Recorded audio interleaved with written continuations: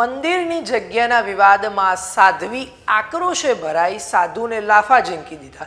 જી હા, તમે બરોબર સાંભળી રહ્યા છો। ફરી એકવાર ગુજરાતમાં મંદિરને લઈને વિવાદ સામે આવ્યો છે, પણ આ વિવાદ એટલા હદ સુધી વકરી ગયો કે તેના નિરાકરણ માટે પોલીસને બોલાવી પડી। આ સમગ્ર મામલા પર વાતચીત કરવી છે આ વિડીયો। નમસ્કાર મિત્રો, વાઇબ્સ ઓફ ઇન્ડિયા સાથે હું પાર્થ। નર્મદા નદીના કિનારે આવેલ નાંદોદ તાલુકાના માંગરોલ ગામમાં પ્રખ્યાત ધનેશ્વર મહાદેવ મંદિર અને આશ્રમને લઈને છેલ્લા 25 વર્ષથી વિવાદ ચાલી રહ્યો છે।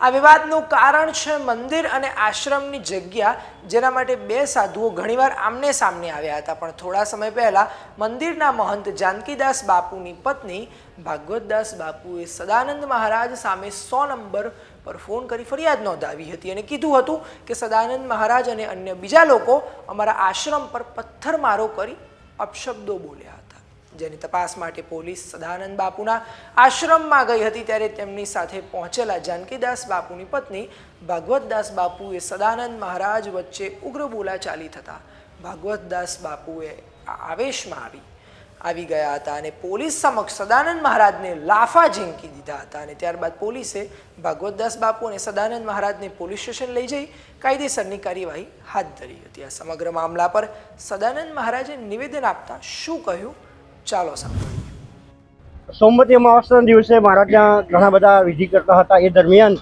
આ લોકો આવી અને મારી પર હુમલો કર્યો અને આ પરપ્રાંતિ લોકો અવારનવાર મારી પર છાસવારે હુમલા કરી અને ધનેશ્વરની પ્રોપર્ટી હડપ કરવા માટે અનેક પ્રકારના ષડયંત્રો કરી રહ્યા છે અને પાયા વગરના અનેક આક્ષેપો લગાવીને છાસવારે મંદિરનો માહોલ બગાડી રહ્યા છે અને ગામનો માહોલ બગાડી રહ્યા છે।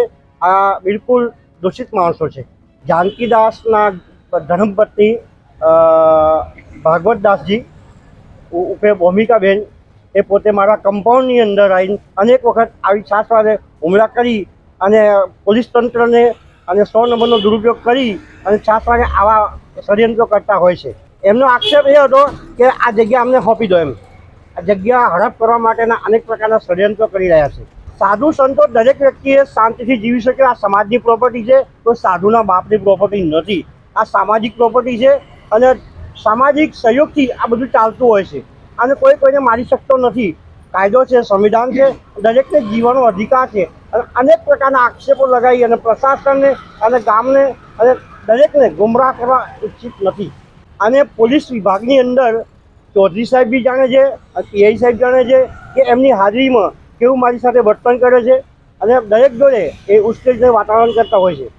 આ બાબતની અંદર જો તત્કાલ આનો પ્રશ્નનો નિરાકરણ નહીં થાય તો હું સીએમ સુધી રજૂઆત કરીશ અને હાઈકોર્ટ પાસે આત્મવિલોપન કરવાનો પણ કોશિશ કરી શકું છું। હું કંટાળી ગયો છું, અનેક પ્રકારે રજૂઆત કરી અને હું કંટાળી ગયો છું। એનો પ્રશ્નનું નિરાકરણ થતું નથી અને આવા ખોટા માણસો ઘેટા બકરા ભેગા કરી અને ખોટા સાક્ષી પુરાવા ઉભા કરતો હોય છે। આ જાનકીદાસ એક અસામાજિક વ્યક્તિ છે અને એને સૌ સ્થાનિક લોકો ઓળખે છે। પ્રશાસનને અને જિલ્લા વહીવટીતંત્રને ખાસ અપીલ કરું છું, વિનંતી કરું છું કે સત્વરે મારી સુરક્ષાને જોખમ છે। આ લોકો છાસવારે, હું એકલો રહું છું મારા આશ્રમની અંદર, એ લોકો 5 જણા ફેમિલી સાથે રહે છે અને મારી સાથે અનેક વાર હુમલો કરી ચૂક્યા છે અને ખોટા આક્ષેપો લગાવી અને મને બદનામ કરે છે અને જો મને બચાવ નહીં આવે તો આ લોકો મારું મર્ડર કરવા માંગે એ ઉતાવળા થઈ ગયા છે। આ સિવાય પણ જાનકીદાસ બાપુની પત્ની ભાગવતદાસ બાપુએ પણ મંદિરના વિવાદ પર નિવેદન આપ્યું છે, તો ચાલો સાંભળીએ કે તે શું બોલ્યા। રહું છું ધનેશ્વર મહાદેવમાં। આ વિવાદ 25 વર્ષથી ચાલી આવી રહ્યા છે। પૂર્વ મહંતશ્રી હતા રામપ્યારેદાસ બાપુ, એની બી હત્યા કરવામાં આવી હતી અહીંયા। હવે આ ષડયંત્ર રચીને અમારી પર કરવામાં આવી રહી છે।